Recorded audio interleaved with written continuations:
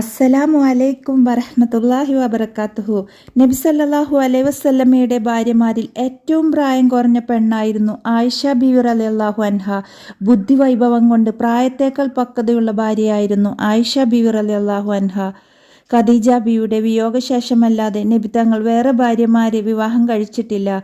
ഒരിക്കൽ ആയിഷ ബീവിക്ക് ദേഷ്യം വന്നു. പെണ്ണല്ലേ, പെട്ടെന്ന് ദേഷ്യം വന്നു. എപ്പോൾ നോക്കിയാലും ഖദീജ ഖദീജ ഖദീജ, ഈ കിളവി മാത്രമേ ഉള്ളൂ. എന്തേ ഇത്ര സ്നേഹം? ഈ കിളവിയോട് മാത്രം എന്താണ് ഇത്രയും സ്നേഹം? വേറെ ഭാര്യമാരൊന്നും ഇല്ലേ? ആയിഷ ബീവി ഒരൊറ്റ ചോദ്യം ചോദിച്ചു. അള്ളാഹുവിൻ്റെ റസൂൽ കരഞ്ഞുപോയി. നബി തങ്ങളുടെ കണ്ണ് നിറഞ്ഞു. എന്തെന്നറിയാമോ, തൻ്റെ ഖദീജാനെ കിളവിയെന്ന് വിളിച്ചത് നബി തങ്ങൾക്ക് ഒട്ടും ഇഷ്ടപ്പെട്ടിട്ടില്ല. ആയിഷ ബീവി തുടർന്നു, യാ റസൂലുള്ള, അള്ളാഹു നിങ്ങൾക്ക് ഖദീജ ബീവിയേക്കാൾ നല്ല ഒരാളെ തന്നില്ലേ? നബി തങ്ങൾ അത് കേട്ടപ്പോൾ കണ്ണ് നിറച്ചുകൊണ്ട് ഹൃദയം നിറഞ്ഞുകൊണ്ട് പറഞ്ഞു, ഇല്ല മകളെ, ഖദീജയെപ്പോലെ ഖദീജ മാത്രമേ ഉള്ളൂ. പിന്നെ നബി തങ്ങൾ പറഞ്ഞു, ലോകം മുഴുവൻ എന്നെ നിഷേധിച്ചപ്പോൾ ആദ്യം എന്നിൽ വിശ്വസിച്ചത് എൻ്റെ ഖദീജയാണ്.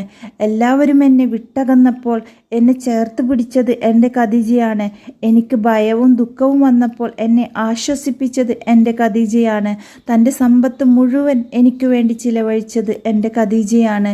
അങ്ങനെ നബി തങ്ങൾ പറഞ്ഞു, അതുകൊണ്ട് എൻ്റെ ഖദീജയെപ്പോലെ ഖദീജ അല്ലാതെ മറ്റാരുമില്ല ആയിഷ.